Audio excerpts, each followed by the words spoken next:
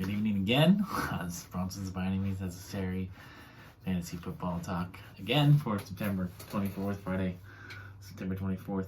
And, if you watched my previous video, which you probably didn't, it's my mom's 54th birthday today, so happy birthday to her again.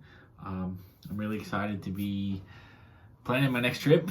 I had a decent time in Minnesota. I had a really awesome time touring US Bank Stadium. That was fantastic. That was the highlight of my trip. Overall, really, going to Minnesota just wasn't. I wasn't vibing with the place like I'd hoped. I didn't get in touch with my ancestral, feelings. It just wasn't the best trip. So I'm hoping that this next one, in 3 weeks, is going to be better. And then I'm probably gonna. I'm not done traveling, for sure. I'm gonna take it easy for a little while, and because honestly, I haven't really. I don't know where else I'm gonna go. So I'm gonna take a little bit longer to plan this next one, and maybe thinking I might take the whole month of November off from traveling and just skip the month and just do something in December. Not sure yet. Obviously, things can change. I could change my mind. I reserve the right to change my mind. But let's get to it. This is the spikes and yikes for quarterback position. I got 8 for you, 4 each. My 4 yikes for quarterback. Not really. I'm pretty overall happy with the top 9. Not questioning the top 9, but Aaron Rodgers at 10 against the San Francisco 49ers. 49ers have been giving the Packers fits for the last couple of years, so I'm anticipating a little more of the same in this matchup here. Rodgers, I don't like him this week. Also at 11, I got Daniel Jones. I know Daniel Jones had a pretty hell of a day on Thursday, but I'm just gonna confidently say that's not going to continue. Daniel Jones, in my opinion, is not very good. He has looked pretty good on a couple of times throughout his career, but overall, he looks bad. And there's no reason to believe that he's going to be a top line QB2 this week. Also, Matt Ryan at 20.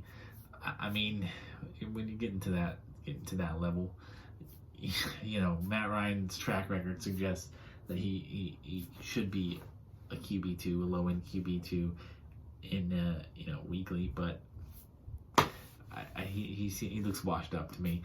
He's non-mobile. He's not going to give you anything with his legs.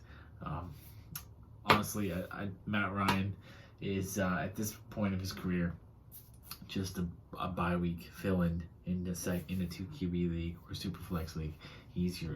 Should be your QB3 on a weekly basis, especially this week. And Justin Fields at 17 making his first start against a really tough defense in the Browns.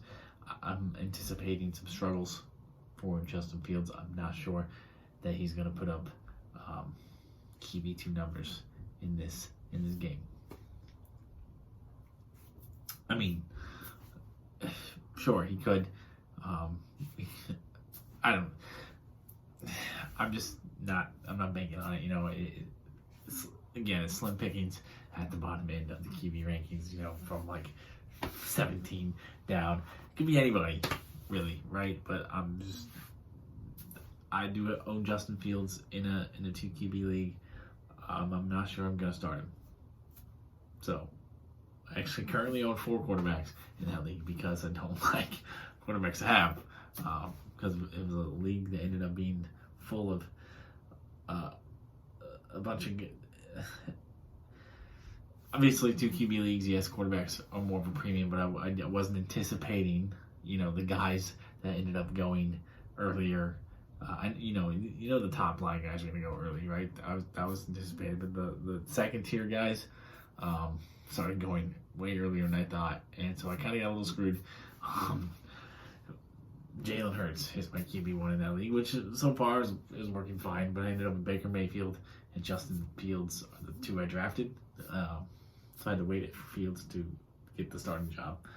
Baker Mayfield, I thought, was going to have a breakout year so far. It's not looking great. And I did pick up Taylor Heineke this week on waivers. So I'm just, I don't plan on carrying 4 quarterbacks for the entirety of the year.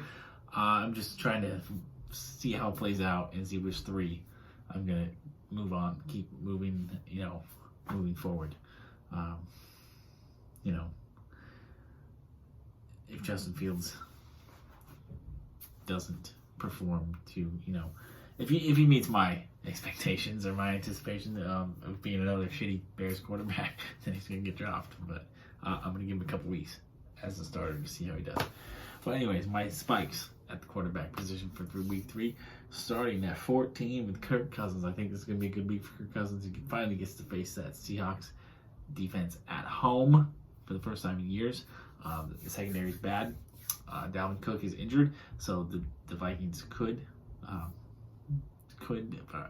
big if, because it's Mike Zimmer coaching the team, could rely less on the run, more on the pass. They do have a lot of good weapons for Kirk Cousins, and Kirk Cousins has actually looked really quietly very decent in the first 2 games of the year here, despite our 0-2 start. So I'm anticipating Kirk Cousins continuing that trend. Could be a top 10 week for him. Ryan Tannehill at 16. I know he's off to a bad start, but I trust in the body of work since he's been with Tennessee. I trust his weapons. A.J. Brown, Julio Jones, probably the best wide receiver tandem in the NFL. Or, at least definitely up at the top 3. Seattle, Minnesota, teams like that could have a case. But yeah, I like Ryan Tannehill, another guy who could have a top 10 week this week. Even though the Colts defense is scary so far, it has looked beatable this season. Taylor Heineke, way down at 24. I think he should be a weekly 2 QB play until further notice. I think he's proven that he's a top 20 quarterback fantasy-wise in the NFL, and I hope the Washington football team gives him a chance to really be the guy. Hopefully they don't pull like a Fitzpatrick or Tyrod Taylor on the guy. I think he deserves at least a year, the rest of this year and next year, to prove that he's an NFL caliber quarterback. And Joe Burrow at 25. I know he's facing the Steelers, tough matchup, but Joe Burrow has a lot of good toys to play with, and I think that the game script is going to favor a pass-heavy offense, a pass-heavy day for the Bengals. So Joe Burrow could throw for 400 yards and 3 or 4 touchdowns and have a really good fantasy day.